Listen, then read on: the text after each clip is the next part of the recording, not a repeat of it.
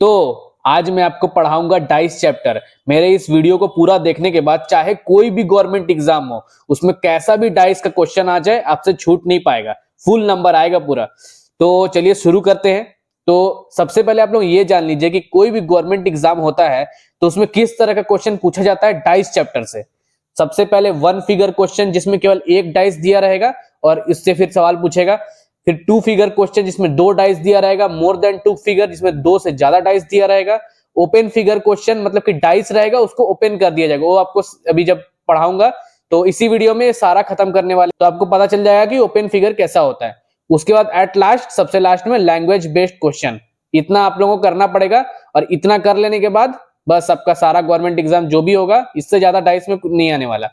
और मैं आपको ऐसे ऐसे ट्रिक्स बताऊंगा गाइस कि ये चुटकी में सेकंड्स में आप सॉल्व कर लेंगे, टाइम ही नहीं लगेगा एकदम। तो सबसे पहले शुरू करते हैं वन फिगर क्वेश्चन से। तो सबसे पहले कुछ बेसिक जान लीजिए, जैसे कि एक डाइस में 6 सरफेस होता है। जब एग्जाम में आपको डाइस का क्वेश्चन दिया रहेगा तो जो 3 सरफेस होगा, मतलब कि सरफेस का जो 3 नंबर होगा वो आपको दिखाई देगा और 3 सरफेस जो रहेगा वो छुपा रहेगा, हिडन रहेगा। तो चलिए शुरू करते हैं। सबसे पहले आप जान लीजिए कि जो डाइस का क्वेश्चन होगा वो 2 पार्ट में डिवाइडेड रहेगा, स्टैंडर्ड डाइस और जनरल डाइस। स्टैंडर्ड डाइस में क्या होता है, यहाँ पर लिख भी दिया एकदम हम लोग का भाषा में, लूडो वाला डाइस।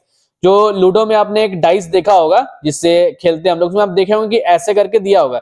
1 का अपोजिट 6 रहता है, 2 का अपोजिट 5 रहता है, 3 का अपोजिट 4 रहता है। ठीक है, अब इसमें स्पेशल चीज क्या है, जैसे कि कोई भी लूडो वाला जो डाइस है उसका जो नंबर, उसका जो अपोजिट नंबर है, दोनों का सम करेंगे तो 7 ही आएगा। जैसे कि 1 के साथ 6 का सम करेंगे 7 आएगा, 2 का अपोजिट 5 होता है, दोनों का सम करेंगे 7 आएगा, 3 का अपोजिट 4 होता है, दोनों का सम करेंगे तो 7 आएगा। मतलब कि लूडो वाला जो डाइस होता है उसका दोनों जो सरफेस होता है अपोजिट वाला, उनको सम करेंगे तो 7 आएगा। ठीक है, और यही पहचान है स्टैंडर्ड डाइस का। और जनरल डाइस कौन सा होता है, जो कि स्टैंडर्ड डाइस नहीं होता है, जिसका अपोजिट वाला जो है उसका सम जो रहेगा 7 नहीं आएगा, उसी को जनरल डाइस बोलेंगे। जैसे कि आप यहां देख सकते हैं जनरल डाइस में किस किस तरह का क्वेश्चन आपको देखने मिल सकता है। Letter based, alphabet based question देखने मिल सकता है, सिंबल बेस्ड मिल सकता है, और ये देखिए नंबर। अब आपको देखने से कैसे पता चल रहा है कि जनरल डाइस है, ध्यान से देखिए 6 और 1 7, दोनों तो अपोजिट वाला यहीं पर आ गया। यानी कि अगर ये स्टैंडर्ड डाइस होता तो 6 कहां होता है, 1 का बाद, यानी कि आप पीछे तरफ होना चाहिए था, लेकिन 6 सामने में है, इसका मतलब क्या है, जनरल डाइस है। तो चलिए शुरू करते हैं। सबसे पहले एक क्वेश्चन से शुरू करते हैं। आप लोग एक डाइस को आप देख रहे हैं, इसको देख के आप बताइए कि स्टैंडर्ड डाइस है या जनरल डाइस है। आप लोग देख के कंफ्यूज हो गए होंगे, तो इसका मतलब क्या है, हम ये कंफर्म नहीं बता सकते कि ये स्टैंडर्ड डाइस है या जनरल डाइस है। क्यों? क्योंकि 1 का पीछे यहाँ पर 6 भी हो सकता है, तो इसका अपोजिट में 7 हो जाएगा, तो ये स्टैंडर्ड डाइस हो जाएगा। और नहीं भी हो सकता है तो ये जनरल डाइस भी हो सकता है, कोई कंफर्म नहीं है। तो क्या हो जाएगा, देखिए अब जैसे एक क्वेश्चन में यहां लिखता हूं कि व्हाट इज ऑपोजिट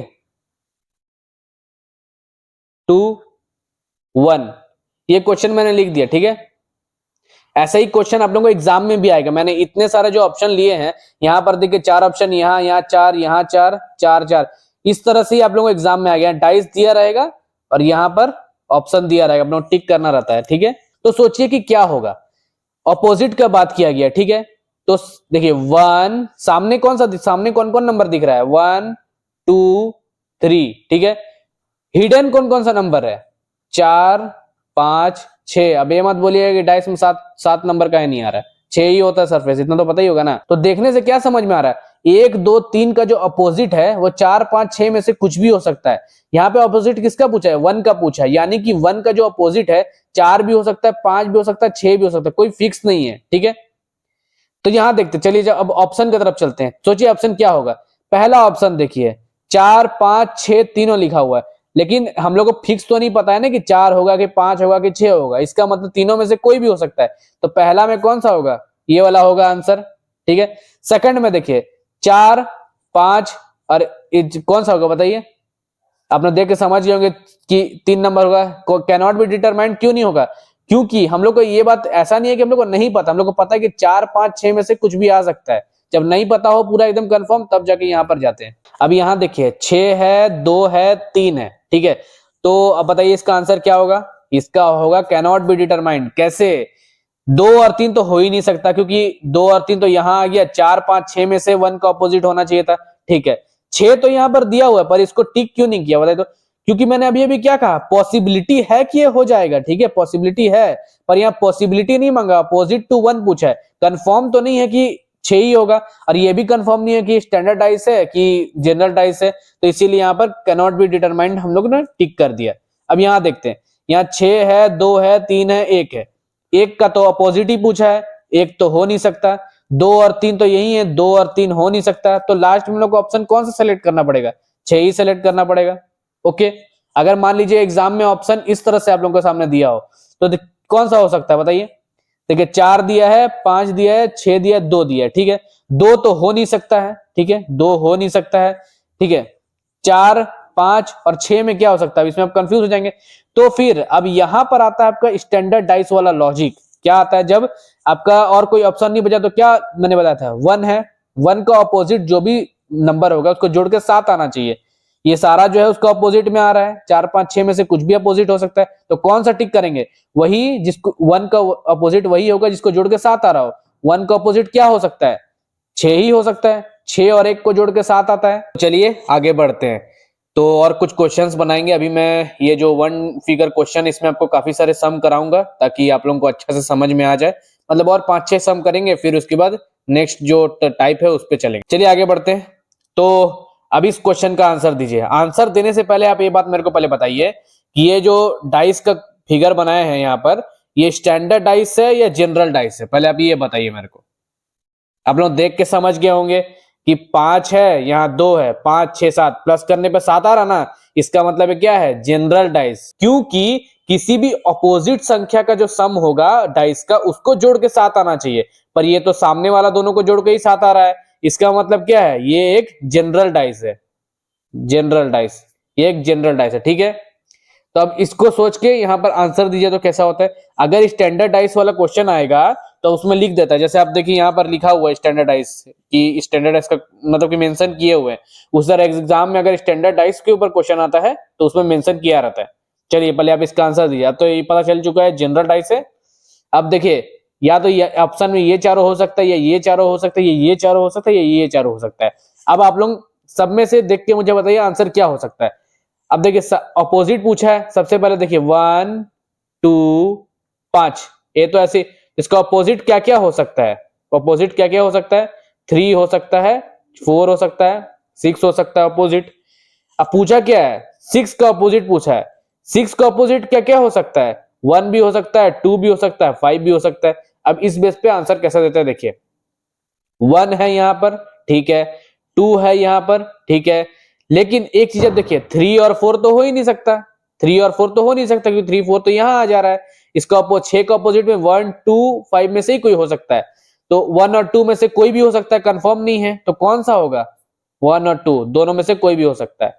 अब यहां देखते हैं, 1 है, 2 है, 5 है, और ये बताइए कौन सा होगा? आप लोग देख के समझ गए। देखिए 1 भी हो, यहाँ देखिए 1 भी हो सकता है, 2 भी हो सकता है, 5 भी हो सकता है। 1 भी हो सकता है, 2 भी हो सकता है, 5 भी हो सकता है, तीनों ही हो सकता है, तो ये आंसर हो जाएगा। ओके, अगर ऑप्शन में आपको दिया रहेगा 2 3 4 6, तब सोचिए क्या हो जाएगा। सोचिए, थोड़ा दिमाग लगाइए। अब देखिए 6 के साथ 4 और 3 तो पहले ही लगा था, तो 4 तो जाएगा नहीं, और 3 तो जाएगा नहीं, 6 तो खुद ही है, 6 तो जाएगा नहीं, बचा क्या? 2। ये हो गया इसको अपोजिट। ये वाला ऑप्शन, लास्ट वाला ऑप्शन पर एक राउंड देखिए, यहाँ मैंने पहले ही इसलिए सर्कल करके रखा हुआ है। अब बताइए 6 का अपोजिट क्या हो सकता है? देखिए यहाँ पर 3 तो हो नहीं सकता, क्योंकि 3 तो आपका यहाँ पर आ जा रहा है 6 का सामने, तो हो नहीं सकता है। तो बचा क्या? 1 2 और 5 में से बचा है। अभी आप सोच रहे होंगे कि 1 आंसर है, नहीं, इसका मतलब ये क्वेश्चन ही आंसर ही गलत है। इसका 1 नंबर आपको फ्री में मिल जाएगा, क्योंकि यहाँ पर दिखाई दे रहा है कि एक जनरल पासा है। अगर ये जनरल डाइस नहीं होता तो फिर क्या बोलते हैं, स्टैंडर्ड डाइस होता तो फिर यहाँ पर 1 ले सकते थे, लेकिन क्योंकि ये जनरल डाइस है तो 1 यहाँ पर तो ले नहीं सकते, यानी कि ये जो आंसर पूरा है, ये आंसर ही गलत दिया हुआ है। अब ये हो गया। अब यहाँ आते हैं, चलिए इस डाइस को देख के बताइए आप मेरे को, ये स्टैंडर्ड डाइस है कि जनरल डाइस है? पहले देखिए, देख के बताइए मेरे को। पता नहीं चल रहा है, यहाँ पर देखने से तो पता नहीं चल रहा है क्या है, पर यहाँ पर क्वेश्चन में पहले ही मेंशन किया रहता है। कब मैंने अभी अभी बताया, जब स्टैंडर्ड डाइस का क्वेश्चन आएगा तो आपको मेंशन किया रहेगा। जैसे if this is standard dice, अगर एक स्टैंडर्ड डाइस है तो वन का ऑपोजिट क्या होगा बताइए, वन का ऑपोजिट क्या होगा, अभी मैंने आपको बताया स्टैंडर्ड डाइस में दो जो ऑपोजिट होता है उसका जो नंबर होता है दोनों का सम क्या होता है 7, यानी कि एक में ऐसा क्या जोड़ेंगे, इसका ऑपोजिट में ऐसा क्या होगा कि इसका सम होगा तो 7 होगा, 6, तो आंसर क्या हो जाएगा 6 हो जाएगा, 6 और 1 जोड़ के 7 होता है, यानी कि स्टैंडर्ड डाइस बन गया। अब यहाँ आ जाता है थोड़ा अल्फाबेट वाला पे भी देख लेते हैं। अब यहाँ पे लिखा है what is opposite to B, ये क्या है, ये एक जनरल डाइस है, ठीक है, स्टैंडर्ड डाइस नहीं जनरल डाइस है, क्योंकि ये अल्फाबेट वाला सिंबल वाला जनरल डाइस ही होता है, और ये जो अल्फाबेट वाला बता रहे हैं सिंबल वाला आएगा तो भी इसी तरीका से बनेगा, ठीक है। अब यहाँ लिखा है कि बी का ऑपोजिट क्या है, तो अब खुद देख लीजिए ए बी एफ, ठीक है, तो बचा क्या, सी बचा, हो सकता है डी हो सकता है ई हो सकता है, 6 तो बताया ना अभी डाइस में 6 तो सरफेस होता है, 6 तो लिख दिए। अब बी का ऑपोजिट सी भी हो सकता है, डी भी हो सकता है, ई भी हो सकता है, ठीक है, तो ऑप्शन यही तीनों को सोचकर आपको आंसर देना है, ठीक है। तो चलिए कुछ एक्सरसाइज बनाते हैं, ये 4 क्वेश्चन बनाते हैं अभी, और इसके बाद फिर अगला जो टाइप है वो शुरू करेंगे जो कि है डबल डाइस वाला। चलिए अब बताइए व्हाट इज अपोजिट टू 6, सबसे पहले ये देखिए कि ये जनरल डाइस है या फिर स्टैंडर्ड डाइस, ये है एक जनरल डाइस, अगर स्टैंडर्ड डाइस का क्वेश्चन होगा तो ऐसा करके मेंशन कर दिया जाएगा, तो जनरल डाइस है, तो बताइए 6 का ऑपोजिट क्या हो सकता है, ठीक है, 4 5 और 6, ये तो सामने ही दिख रहा है आपको, तो 6 का ऑपोजिट क्या क्या हो सकता है, 1 हो सकता है, 3 हो सकता है, और 1 हो सकता है, 3 हो सकता है और 2 हो सकता है, ये आ गया आपका आंसर।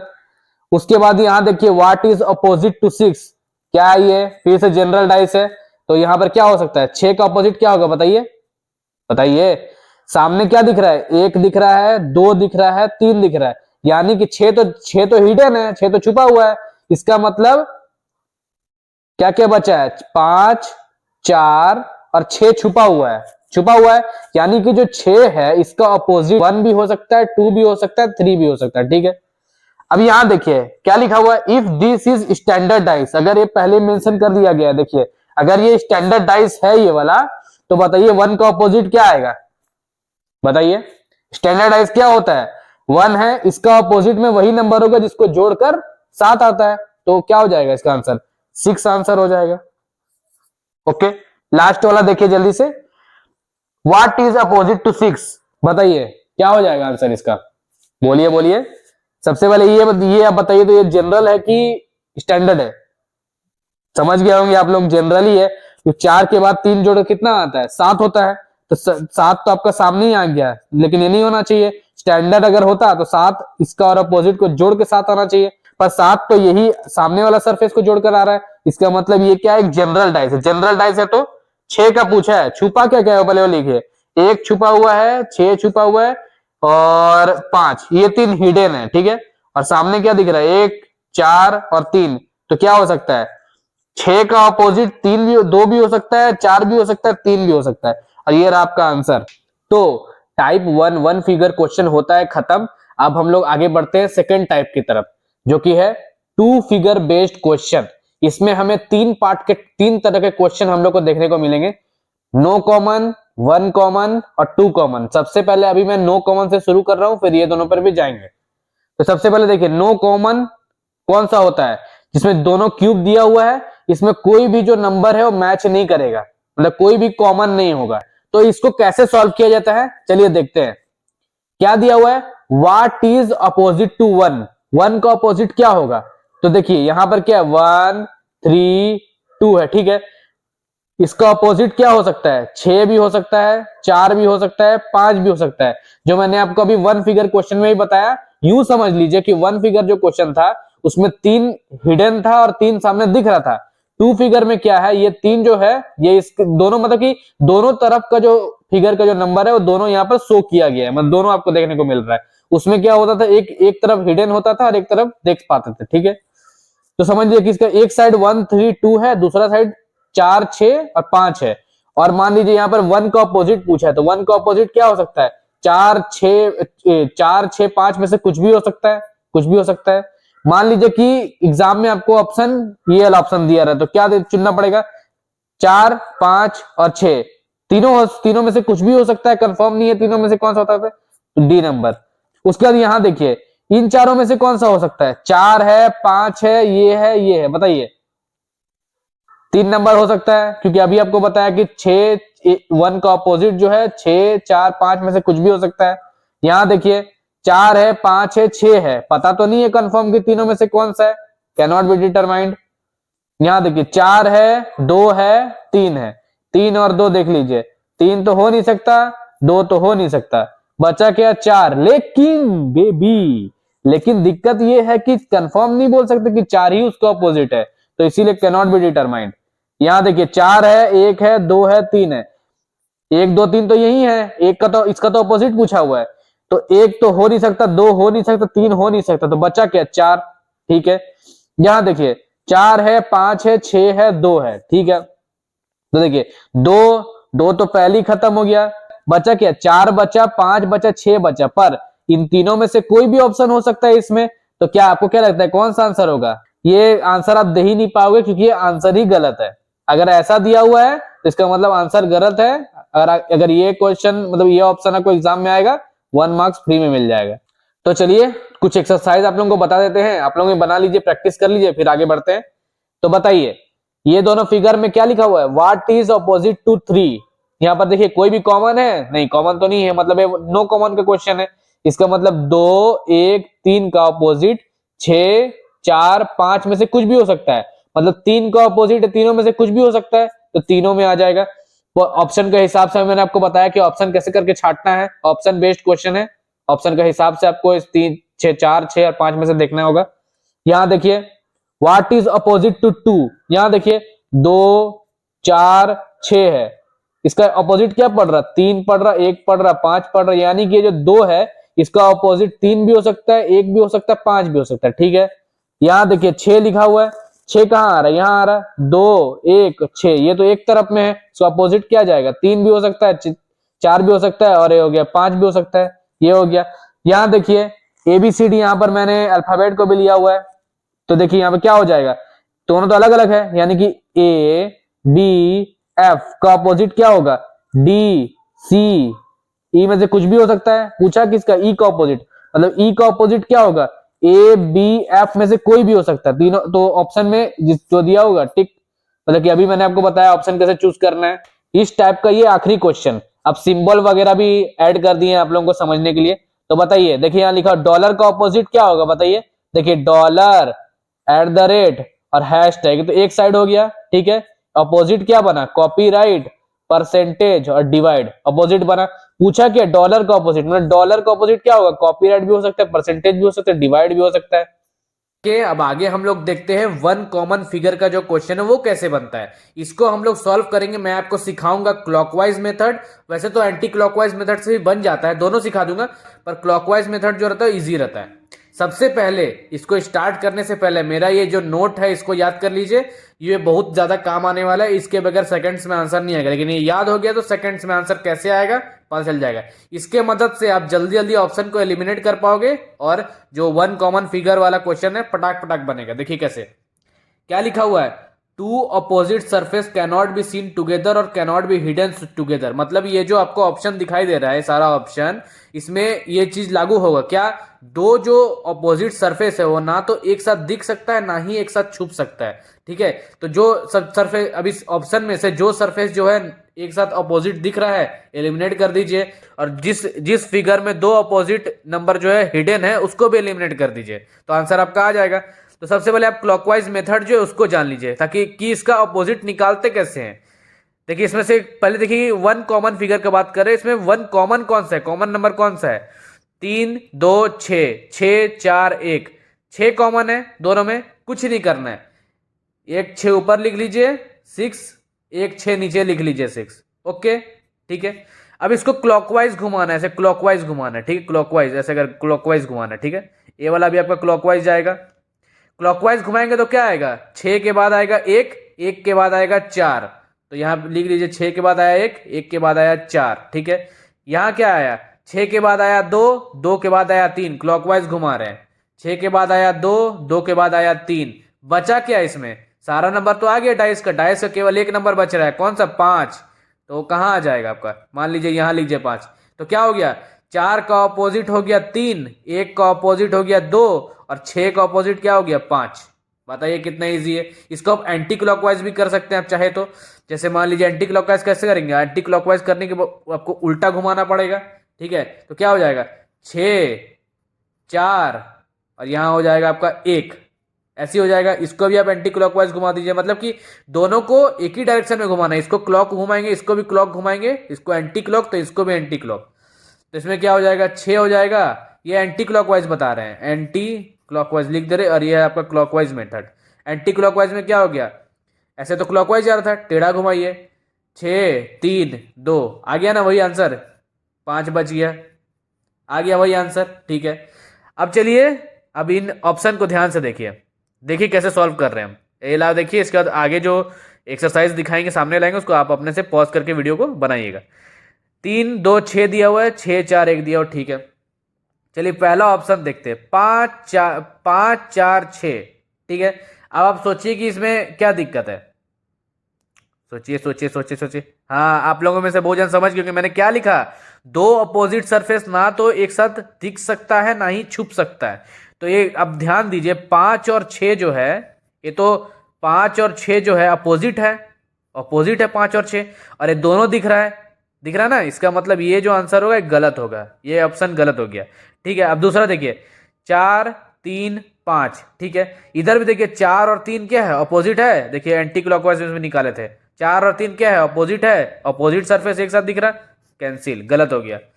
यहां देखिए 2 1 और 4, देखिए 2 2 और 1 दोनों एक दूसरे का विपरीत है, एक दोनों का 2 और 1 दोनों का अपोजिट है ना। ये भी ऑप्शन खत्म, 3 ऑप्शन कैंसिल। तो आंसर क्या आ गया, चौथा वाला। क्योंकि आप चौथा वाला में देखिए 5 हो गया, 5 आ गया आपका यहाँ से, 2 आ गया आपका यहाँ से, ये 3 आ गया आपका यहाँ से, मतलब कि ऑपोजिट सरफेस इसमें है ही नहीं, तो करेक्ट है। चलिए अब इसका आंसर दीजिए, AEF EDB, ठीक है। आपको मैंने क्लॉकवाइज एंटी क्लॉकवाइज दोनों बता दिया, पर अभी मैं क्लॉकवाइज से सॉल्व कर रहा हूं, आप लोग चाहे तो एंटी से भी सॉल्व कर सकते हैं। इसमें कॉमन कौन सा है पहले देखिए, 3 E कॉमन है दोनों में, E को लिख दीजिए, एक ठो ऊपर ही, एक E को नीचे लिख दीजिए, ठीक है। क्लॉकवाइज घुमा रहे हैं हम इसको, मतलब कि ऐसे घुमा रहे, ठीक है, ऐसे घुमा रहे, क्लॉकवाइज घुमा रहे, ठीक है। पहला देखते हैं, E के बाद क्या आया, F, उसके बाद A, तो E के बाद F, फिर क्या हो गया, A हो गया, ठीक है। E के बाद क्या आया, क्लॉकवाइज घुमाएंगे तो D आएगा, D के बाद क्या आएगा, B आएगा, D के बाद क्या आया, B आया। बचा क्या, A बचा, मतलब A, मतलब E, A हो गया E का ऑपोजिट, F हो गया D का ऑपोजिट, A हो गया B का ऑपोजिट, ठीक है। पहला ऑप्शन देखिए, C E और D, ठीक है। यहां देखना है आप लोगों को, C, सॉरी ए नहीं आएगा यहाँ पर सी आएगा, क्योंकि ए तो यहाँ पहले से दिया हुआ है ना, सी बचा ना, सी आएगा, ठीक है। अब देखते हैं सी ई और डी, आप लोग देख सकते हैं कि सी और ई जो है एक दूसरे का ऑपोजिट पड़ रहा है, तो इसका मतलब क्या है, कैंसिल हो गया। तो इधर देखिए एफ डी और ई, आप लोग देख सकते हैं एफ और डी जो है एक दूसरे का ऑपोजिट है, तो ये भी ऑप्शन गलत हो गया। डी बी और सी, इसमें क्या हो सकता है, हाँ ये करेक्ट हो सकता है, क्योंकि सी यहाँ है, डी यहाँ है, बी यहाँ है, तो ये क्या हो जाएगा, करेक्ट हो जाएगा। यहाँ देखिए ए ई और बी लिखा हुआ है, अब ध्यान से देखिए कि ए और बी तो अपोजिट है, और दोनों अपोजिट सरफेस एक साथ तो ना दिख सकता है ना छुप सकता है, दिख तो रहा ही है, कैंसिल। अब चलिए देखते हैं आगे कुछ एक्सरसाइज, ये 4 बनाते हैं, फिर उसके बाद 1 कॉमन हो चुका है, नो कॉमन हो चुका है, आगे 2 कॉमन पर चलेंगे फिगर पर। तो देखिए कैसे बताया, ये दोनों फिगर में से कॉमन कॉमन कौन सा है, कॉमन क्या है इसमें, 2 कॉमन है, और यहाँ पूछा क्या है, 4 का ऑपोजिट पूछा हुआ है। तो पहले आप यहाँ ऊपर जो कॉमन है पहले वो लिख लीजिए, 2 कॉमन है, फिर इसमें से क्लॉकवाइज घुमा देना, इसको ऐसे घुमा रहे, इसको ऐसे क्लॉकवाइज घुमा रहे। 2 के बाद 3 है, 3 के बाद 1 है, 2 के बाद 3 है, 3 के बाद 1 है, यहाँ 2 के बाद 6 है, 6 के बाद 4 है, 6 है 4 है, और यहाँ क्या आ गया, यहाँ आ गया आपका बचा, क्या बचा 5 बचा, तो यहाँ आ गया 5, ठीक है। तो पूछा है 4 का ऑपोजिट क्या है, 4 का ऑपोजिट क्या है, 1, आंसर, ठीक है। यहाँ देखिए, यहाँ पर भी वही करना, दोनों में क्या कॉमन है, सी कॉमन है दोनों में, देखिए दोनों को क्लॉकवाइज घुमाएंगे तो क्या आ जाएगा, सी ए बी, ठीक है, सी ए बी, सी भी इसका क्या हो जाएगा, सी के बाद एफ और ई, सी एफ ई, बचा क्या, बचा क्या दोनों में? A B C, A B C D बचा ना? हाँ डी बचा, डी आ गया। अब यहाँ पूछा है व्हाट इज अपोजिट टू ए, ए का अपोजिट क्या हो जाए? क्या है? एफ है। आ, हो गया। यहाँ देखते हैं 5 3 1, यहाँ देखिए 3 4 2, क्या कॉमन है इसमें? 3 कॉमन है, ऊपर नीचे दोनों जगह 3 लिख दिया, ठीक है। 3 के बाद 2 है, फिर 4 है, 2 है, फिर 4 है, 3 के बाद 5 है, 1 है, ठीक है। 3 के बाद 5 है, फिर 1 है। करिए यहाँ पर दोनों खाली लिख दिए बस। अब बचा किसमें? बचा क्या? 6 बचा, 6 लिख दीजिए। यहाँ लिखे व्हाट इज अपोजिट टू 1, 1 का अपोजिट क्या है? 4 है, तो यहाँ क्या होगा? 4 आंसर। लास्ट क्वेश्चन, इसमें भी वैसे कीजिए। कॉमन क्या है इसमें? 4 कॉमन दिखाई दे रहा है, दोनों 4 को लिख दीजिए। 4 3 5, 4 3 5, 4 6 2, 4 6 2, और ये हो जाएगा आपका 1, ठीक है। 1 बचा। अब यहाँ पूछ रहा है 4 का अपोजिट क्या है? 4 का अपोजिट क्या हो रहा है? 1 हो रहा। 4 का अपोजिट क्या हुआ? 1 आंसर। अब ये मत सोचिएगा कि मैंने किसी मैंने इस डब्बा का जो है, इस डब्बा का जो लिखा हुआ पहले लिख दिया है, कभी इसको बाद में, उससे कोई फर्क नहीं पड़ता। आप खाली कॉमन, आप खाली जैसे दोनों में 4 है, 4 को लिखिए और दोनों में एक एक बार क्लॉकवाइज घुमा दीजिए, बस ऊपर नीचे जो आएगा उसका अपोजिट हो जाएगा, ठीक है। तो चलिए अब 2 कॉमन फिगर वाले क्वेश्चन कैसे बनाते हैं उसको देखते हैं। 2 कॉमन फिगर मतलब क्या हुआ? दोनों फिगर में दो जो आपका सरफेस होगा वो कॉमन होगा। जैसे आपको दिखाई दे रहा है ए बी सी, यहाँ सी डी बी, तो यहाँ पे 2 सरफेस आपको कॉमन दिखाई दे रहा होगा, बी सी और सी बी। इसको बनाना तो महा इजी है, उससे भी ज्यादा इजी है, कुछ नहीं करना है। दोनों फिगर में जो 2 सरफेस कॉमन दिखाई दे रहा है उसको कैंसिल आउट कर दीजिए। जैसे कि ए दोनों हो गया, ए दोनों हो गया, कैंसिल आउट हो गया। बचा क्या? A D. इसका मतलब जानते क्या है? ए का ऑपोजिट डी है, डी का ऑपोजिट ए है, ठीक है। बचा क्या इसमें? बी बचा, सी बचा, और ऑपोजिट में क्या बचा हो सकता है? ई बचा, एफ बचा। 6 तक तो इतना ही होता है ना। चलिए, तो इसका मतलब क्या हुआ? ए का उल्टा बी, बी का डी का ऑपोजिट ए का ऑपोजिट डी, बी और सी में से ये दोनों का ऑपोजिट ई और एफ है, ई और एफ में से किसी का ऑपोजिट बी और सी है। ए वाला कंफर्म नहीं है, ए वाला कंफर्म है, बस इतना ही करना है। जैसे यहां दिख रहा है आप लोगों को व्हाट इज अपोजिट टू 2, 2 का क्या अपोजिट है? क्या बताया मैंने आपको? इसमें 2 कॉमन फिगर में कॉमन कौन कौन सा? 1 कॉमन है, 1 और 3, यहां पे देखिए 1 और 3 कॉमन है, कैंसिल आउट कर दीजिए। 2 का ऑपोजिट क्या हुआ? 6। यहां देखिए A E F, A F B लिखा हुआ है। What is opposite to B, B लिखा हुआ है, ठीक है। तो अब इसमें कैसे बनेगा? ए और एफ, ए और एफ कॉमन है, कैंसिल आउट कर दीजिए। बचा क्या? ई और बी, मतलब बी का जो अपोजिट है क्या हो गया? ई हो गया आंसर। अब यहां देखिए क्या रोल है। 4 2 6, ठीक है। 4 2 3, 2 और 4, 2 और 4 कैंसिल आउट हो गया। तो हुआ क्या इसका आंसर? 6 का ऑपोजिट 3, 3 का ऑपोजिट 6 हो गया। बचा क्या? 4 और 2, 4 और 2 का ऑपोजिट क्या हो सकता है? 5 हो सकता है या 1 हो सकता है, यही ना बचा, तो ये इसका ऑपोजिट हो सकता है। तो चलिए देखते हैं। मैंने इस जो फिगर वाला क्वेश्चन है इसमें आपको एक चीज बता दें, कुछ याद कराना चाहता हूं। जो 1 फिगर क्वेश्चन में था उसमें क्या क्या स्टेटमेंट दिखाया था, मैंने याद करने बोले थे। 2 अपोजिट सरफेस ना तो एक साथ दिख सकता है ना ही एक साथ छुप सकता है, वो यहां भी अप्लाई होगा, ठीक है। चलिए देखते हैं। 1 2 और 4 है, ठीक है। 1 2 और 4 है, आप लोग ध्यान से देखिए समझ में आएगा। 2 का ऑपोजिट जो है 5 भी हो सकता है, 1 भी हो सकता है, यानी कि 2 का ऑपोजिट तो 1 भी हो सकता है ना। दोनों तो अपोजिट सरफेस आ गया, कैंसिल, मतलब ये आंसर नहीं हो सकता। 5 1 और 4 देखते हैं। 5 है 1, 5 और 1 का ऑपोजिट क्या है? 5 1 और 4 है, तो 5 का ऑपोजिट क्या है? 4 पड़ जा रहा है।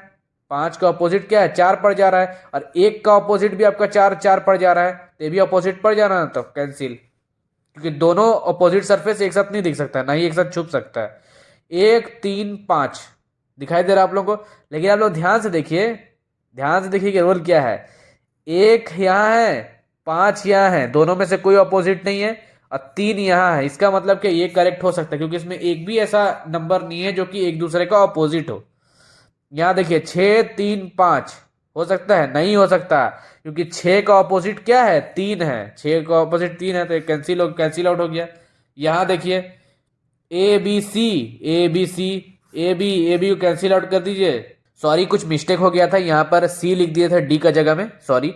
तो देखिए ए बी कैंसिल आउट हो गया, तो क्या क्या बचा? डी का उल्टा क्या होगा? सी होगा। सी का उल्टा डी होगा। बचा के ए बाई बी। ए और बी का उल्टा कितना हो जाएगा बताइए? क्या हो जाएगा?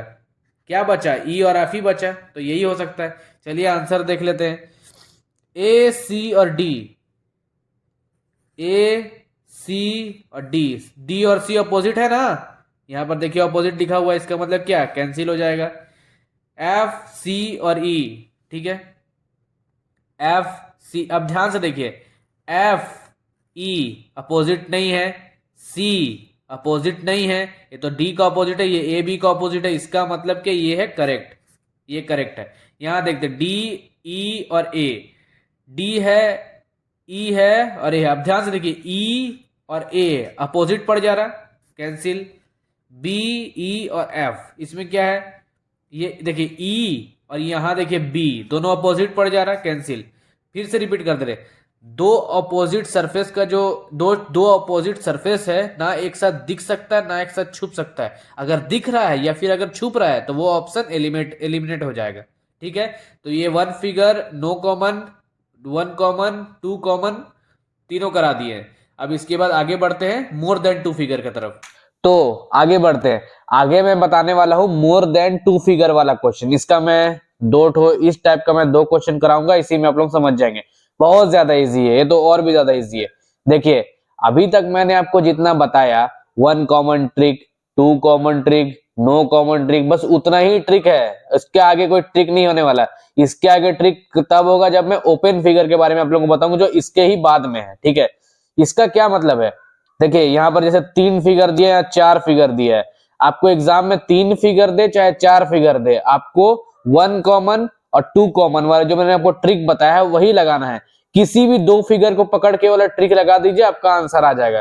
कहने का मतलब है चार्ट जो दिया है, चारों देखने का जरूरत नहीं है, कोई भी 2 फिगर देखिए जिसमें आपका वन कॉमन ट्रिक या टू कॉमन ट्रिक लग जाए, दोनों में कोई भी लग जाए, कोई भी 2 फिगर में लग जाए, आंसर वही होगा। जैसे कि 2 3 2 1 3, ठीक है। यहां देखिए 3 4 1, इसका इसमें क्या लगेगा बताइए? 3 और 3 देखिए कॉमन है, तो इसमें क्या लगेगा? One common trick. 3 और 3 कर लीजिए, 3 क्लॉकवाइज घुमाएंगे क्या होगा? 3 के बाद 1 2, 3 के बाद क्लॉकवाइज घुमाएंगे क्या होगा? 5 4, क्लॉकवाइज घुमाने पर। और बचा क्या? 6 बचा, आइया। तो 4 का ऑपोजिट क्या हो जाएगा? 2 हो जाएगा, ठीक है। अब मान लीजिए इसको और इसको आप कंपेयर करेंगे तो क्या होगा? देखिए यहाँ 5 4 रखा हुआ, 5 4 दोनों कट जाएगा, टू कॉमन मेथड। 3 का अपोजिट क्या हो जाएगा? 6, तो 4 का अपोजिट बचा क्या?